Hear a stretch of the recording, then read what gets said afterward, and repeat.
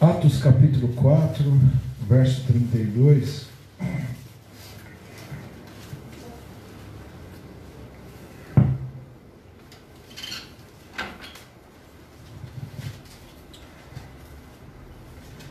Atos capítulo 4, verso 32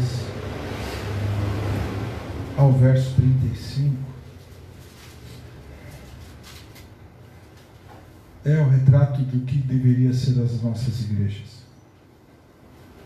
Infelizmente, muitos não são assim. Talvez nem a gente é assim. Mas nós temos que aprender com a palavra e nos corrigir. Da multidão dos que creram, era o coração e a alma. Ninguém considerava exclusivamente sua nem uma das coisas que possuía. Tudo, porém, lhes era em comum. Com grande poder, os apóstolos davam testemunho da ressurreição do Senhor Jesus, e em todos eles haviam abundante graça, pois nenhum necessitado havia entre eles, porquanto os que possuíam terras ou casas, vendê-las, traziam os valores correspondentes e depositavam aos pés dos apóstolos. Então se distribuía a qualquer um à medida que tinham necessidade. Amém? Sabe, irmãos, se a gente analisar o texto, é um texto desafiador, não é? Ou não é? Eu acredito que é um texto desafiador para a igreja de hoje. Por que eu digo isso? Vamos fazer uma menção à igreja de Atos dos Apóstolos no capítulo 2, após Jesus ter ido para o céu. Eles voltaram da onde eles estavam. Jesus disse para eles ficarem em Jerusalém. Eles ficaram uma semana orando. E o Espírito Santo desceu sobre aquele local. E todos foram cheios do Espírito. E a igreja, naquele momento na terra, ela foi inaugurada. O apóstolo Pedro tomou a palavra, pregou, e 3.000 almas se renderam a Cristo e foram batizadas naquele dia. A igreja teve o primeiro problema, porque eram 500 irmãos que estavam olhando Cristo subir para o céu. Então, de 500, a igreja passou a ter 3.500. E a igreja, Deus ia acrescentando todos os dias aqueles que haviam de se salvar. A igreja cristã daquela época. Interessante que a igreja, ela estava sendo autenticada não só pela quantidade e número, mas também pelos sinais. Nós temos que entender que a nossa pregação, o nosso ministério, ele também é autenticado por sinais. Deus nos usa para curar pessoas, usa como canal para que nós possamos orar e pessoas sejam curadas, orientar pessoas que estão perdidas, que precisam de um consolo, de um renovo, um acompanhamento de pessoas que normalmente estão com a vida destruída. Ninguém chega na igreja. Hoje eu estava conversando com um irmão aqui na porta, e ele disse para mim assim: mas eu só vou para a igreja quando eu consertar a minha vida. Eu disse para ele: filho, então você não vai vir nunca. Não, mas só tem gente boa aí dentro. Eu falei: não, aqui é uma grande lata de lixo, está todo mundo jogado aqui dentro. E aí ele ficou olhando para mim assim: mas como assim? Ele quis assim dizer, né? Se aí está ruim, imagina aqui fora. Eu falei: não, aqui quem entra quer mudar. Aqui quem está precisa de mudança, precisa de transformação, precisa de um Cristo Salvador pelo qual os apóstolos estavam pregando. Então você vê uma situação que Pedro pregou, as pessoas se converteram, se batizaram. No capítulo 4, Pedro e João estavam indo para o templo, se depara com um abençoado lá na porta que estava pedindo esmola, sei lá quanto tempo. E o abençoado já esperando a esmolinha chegar na mão, ele fala: não tenho dinheiro, não tenho ouro, não tenho prata, mas aquilo que eu tenho te dou. A virtude de Cristo entrou naquela pessoa e ele foi restaurado. E o interessante é que as pessoas que entravam nesse mover, elas não simplesmente se tornavam simpatizantes, O relato diz que conforme eles entraram no templo, essa pessoa entrou junto, pulando e cantando. E eles continuaram pregando lá dentro do templo. E as pessoas ouviam e viam toda a glória que Deus derramava através da vida dos apóstolos, ao ponto das autoridades pegarem Pedro e João e levar preso.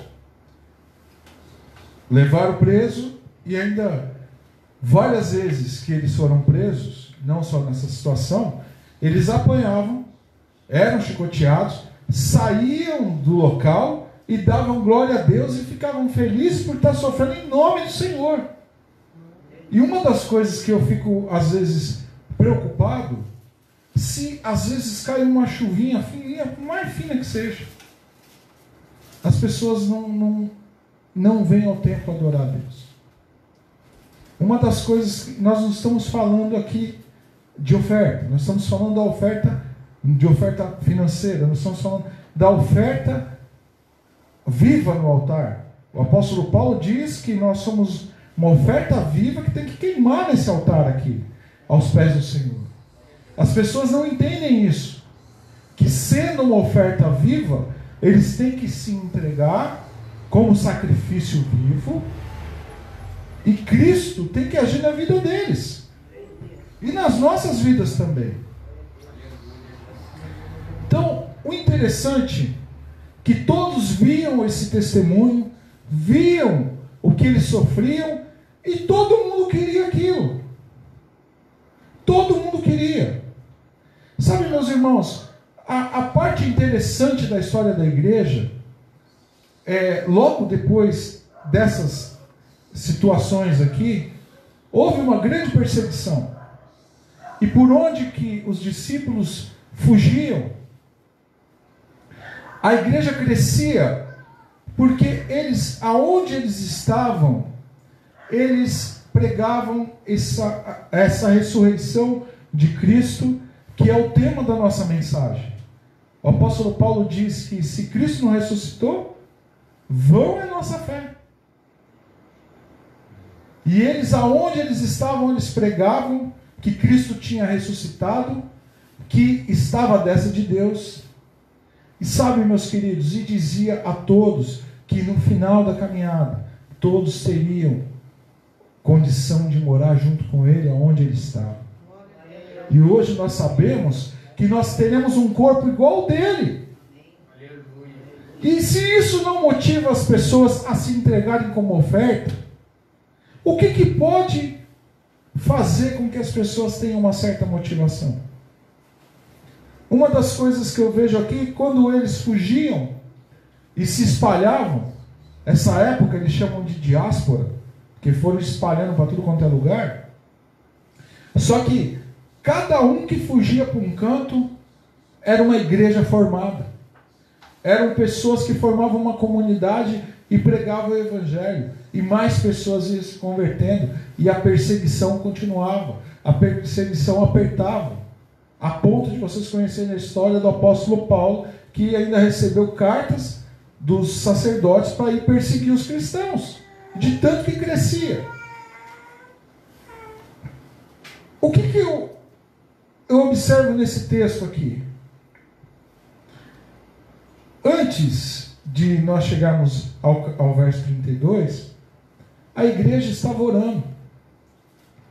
A partir do verso 23, a igreja estava orando pelos seus discípulos, pelos seus obreiros. O que nós temos que fazer como igreja? Nós temos que orar.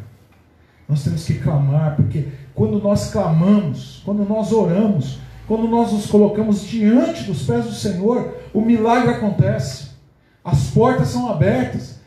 As portas do inferno são fechadas, mas as portas do céu são abertas. Aqueles que são pobres, necessitados, eles são cobertos com a graça do Senhor, e todos vão ser praticamente supridos nas suas necessidades.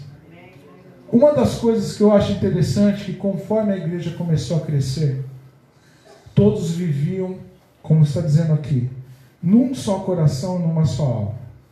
Para que você entenda o que está se falando aqui, Vocês sabem qual que é a única comunidade que vive mais ou menos parecido com isso aqui nos dias atuais?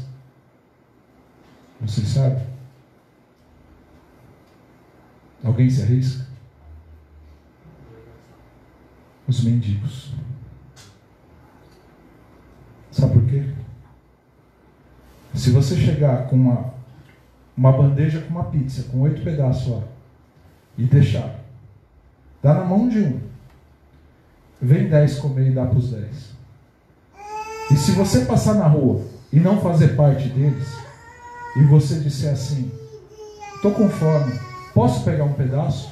Ele abre e fala para você, pega. Nós como cristãos fazemos isso?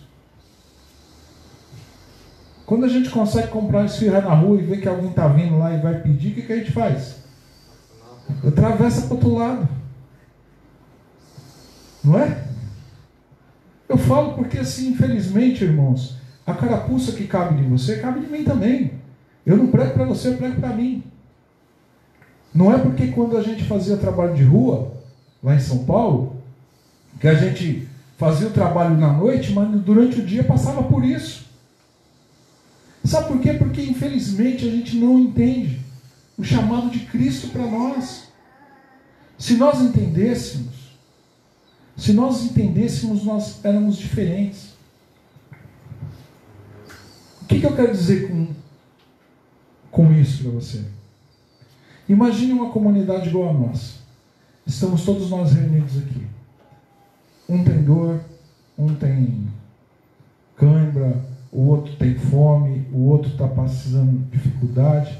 O que nós temos que fazer como comunidade? Nós somos irmãos. O que você faz com o seu irmão em casa? O irmão de sangue. Ajuda um ao outro, não é isso? Agora, e seu irmão em Cristo? Através do sangue de Cristo, o que nós fazemos?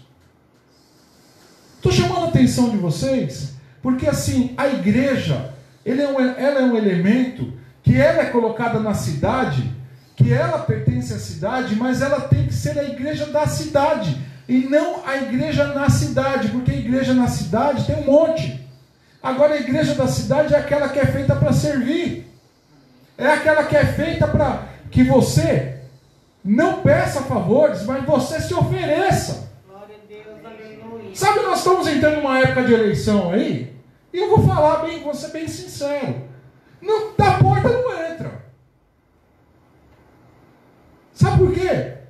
Porque eu nunca fui pedir nada. Eu sempre me ofereci. Porque eu entendo que a igreja, ela é um elemento, ela é um órgão, que ela foi feita para servir, não para ser servida. A igreja, muita gente trata a igreja como se fosse a missão integral. O que é a missão integral? A missão integral da igreja, o que é? É resgatar aquele que está perdido. É dar comida para aquele que está com fome. É dar vestido para quem está pelado. É dar estudo para aquele que não sabe ler. Dar remédio para aquele que está doente. Não é só orar não, gente. Não é só orar. Infelizmente a gente vem de uma cultura que o culto terminou domingo 9 horas da noite, a igreja só abre de novo 7 horas da noite do outro domingo. A igreja que é você, que sou eu, fica fechada a semana toda. E aqui o texto nos diz que a multidão cria e cria por causa do testemunho deles, que eles se importavam uns com os outros. Eles tinham tudo em comum. E isso fazia com que a igreja crescia. E hoje eu ouvi uma coisa interessante. Estava de manhã assistindo uma mensagem. O pastor Hernandes Dias Lopes falou uma coisa interessante. Quando você recebe muita coisa, você morre.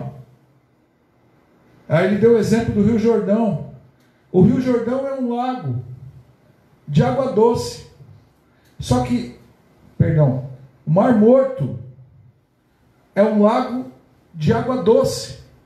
Ele é cheio pelo Rio Jordão. O Rio Jordão ele é de água doce, mas lá embaixo, a maior concentração de sal que tem no mundo está naquele mar morto. Não tem vida. Enquanto o oceano tem 2, 3% de sal, lá tem 33, 34. Tanto que você pula lá dentro, você não afunda.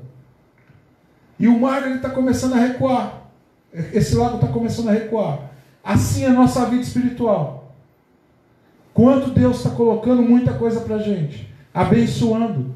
Se a gente não coloca para fora, se a gente não distribui, se a gente não serve, isso vai nos matando. Isso vai nos matando. Volta ao exemplo do mendigo. Eles estão lá porque eles querem, mas o comportamento que eles têm é exatamente o que a igreja deveria ter. Tem um pastor que eu conheci, chama Paulo Capelletti, que ele fala exatamente isso. Os que estão mais próximos do comportamento de Cristo são eles. Muitas vezes, irmãos, eu desisti um pouco de fazer missões urbanas, porque eu não tenho estrutura para dar o que eles precisam. Uma bela madrugada eu estava lá no Parque Dom Pedro, eu e minha esposa, mas o nosso grupo lá, e de repente um rapaz falou algo que eu parei para pensar e comecei a orar. Mas nós continuamos fazendo o trabalho até onde deu. E ele disse assim para nós: rapaz, você vem aqui uma vez por mês, 2 vezes por mês. A gente te conhece. A gente te espera vocês aqui. Só que tem uma coisa. Vocês vêm um dia. Nós ficamos sozinhos 29. Aí eu pergunto para você, como é que a gente dá sustentação para uma pessoa que chega para você e fala: hoje eu vou ficar limpo, mas amanhã você não vai estar aqui. Hoje você trouxe uma palavra de consolo, mas e amanhã? Se a gente pudesse estar todo dia, se a gente pudesse dar a mão, se a gente tivesse condição, é tudo na base do si. Por que a igreja está desse jeito hoje, irmãos? Por que nós estamos capengando espiritualmente falando? Eu fico em casa a semana, refletindo na minha vida e no meu ministério. Dou graças a Deus pela vida de vocês. Só que agora, nós estamos numa situação que nós precisamos andar. Nós precisamos caminhar mais. Porque senão a gente vai engordar. Do jeito que a gente está aqui, ó. A gente tem que começar a dividir. Não estou falando para vocês fazerem como aqui, ó, que todos pegavam e vendiam. Não estou falando para vocês vender a casa de vocês e jogar aqui, não. Não é isso. Eu estou dizendo para você o seguinte: não é muito pouco 1 hora por semana para a gente adorar a Deus? Não é muito pouco? Mas se você fizer isso constantemente, não somente nos seus devocionais, mas nas nossas ações. Não estou dizendo para a gente buscar político, buscar ajuda onde não deve. Estou dizendo o seguinte: nós como igreja, nós temos que dividir o pouco que a gente tem. Tem pessoas aqui que estão necessitadas na cidade, precisam de ajuda. Muitas vezes a gente não sabe, às vezes é um vizinho nosso. Não é porque não é crente que a gente não tem que ajudar. A gente não tem que trocar uma cesta básica pela pessoa aqui. Teve uma irmãzinha que eu fui na casa dela um dia, estava com dificuldade, e levei um material lá que a igreja comprou, tá? Comprei com o dinheiro da igreja. Entreguei para ela, ela disse para mim assim: pastor, eu vou lá na sua igreja. Eu falei: irmã, se é por causa da cesta básica, não precisa ir não. O dia que a senhora quiser ir, vá, porque a senhora quer adorar a Cristo, porque Ele está te chamando. Porque nós não podemos fazer moeda de troca também, irmãos. O que muita gente faz é o seguinte: entrega a cesta básica num culto na igreja, para que as pessoas vão na igreja. É válido, é válido. Eu acho interessante, é legal. Mas assim, Jesus ele não falou que tinha que dar de comer para eles na hora do culto. Ele está dizendo aqui que todos estavam em comum e todos viam o testemunho que os apóstolos davam sobre a ressurreição de Cristo, e todos havia graça abundante, estavam todos salvos, todos aqueles entenderam o chamado de Cristo. Só que dizia assim, ó, não tinha nenhum necessitado entre eles, porque todos se dispuseram a fazer. Hoje eu ouvi uma coisa interessante. Um rapazinho no programa de televisão falou assim, olha, uma instituição que está passando necessidade no Brasil é o circo. As pessoas estão morrendo de fome. Então assim, se você não puder doar uma cesta básica, doe 1 quilo de arroz. Porque a gente acha que a obra, ela só é válida se ela for grande. E a gente esquece. O que sustentou Elias foi uma viúva que tinha o suficiente para ela comer e morrer no outro dia. E nós temos que entender isso, irmãos. Agora, a igreja começou a entender que o que eles tinham, que Cristo tinha dado, não era só para eles, era para todos.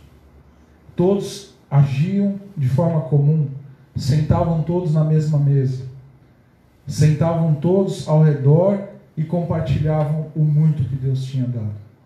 Nós, como igreja, nós temos que compartilhar, primeiro, essa graça, testemunhar que Cristo ressuscitou. Que essa graça abundante venha alcançar essas pessoas. E também que a nossa vida possa ser um canal de bênção para elas. Às vezes a gente pensa assim, poxa, mas eu não sei fazer nada. Mas talvez, se a gente juntar nós todos aqui, a ideia de um, de outro, pode ser que a gente consiga fazer uma coisa. Na igreja que eu pastoreava lá em São Paulo, a igreja estava tendo problemas estruturais, estava deteriorada. Estava quase 10 anos sem manutenção. E um belo dia eu estava de madrugada lá, olhando para a igreja assim, ó, e orando, falando, Senhor, e agora? E Jesus disse para mim assim, filho, não tenta arrumar tudo não. Faça uma coisa por dia. Eu falei, mas só uma coisa por dia, Senhor? E ele me respondeu, no final do ano são 365 coisas que você fez. Amém. Então se você não fizer 365 coisas por ano, mas se você fizer uma por mês, são 12. Se você fizer uma por semana, são 48. Se você fizer uma a cada 3 meses, são 4. Mas quando Cristo chamar a gente para conversar, Ele sabe o que a gente fez, o que estava ao nosso alcance. Amém? Então, irmãos, lembre-se, nós temos que ter tudo em comum. A minha dor não precisa ser de vocês, não. Tá? Mas assim, a dor de vocês, a dificuldade, nós temos que compartilhar. A fome, nós temos que compartilhar. A necessidade, nós temos que compartilhar. E ser canais de bênção. Lembre-se, não ser mais uma igreja. Ser a igreja da cidade. Para que nós possamos fazer a diferença. Não precisa ser maior que isso não, irmãos. Pode ser desse tamanho. Porque Deus, Ele não gosta só de trabalhar com coisa grande, não. Ele trabalha com viúva, Ele trabalha com gente que não sabe falar, Ele trabalha com boiadeiro, Ele trabalha com quem Ele quiser. Ele levanta quem Ele quiser. E é isso que a gente tem que fazer. Amém? Amém mesmo?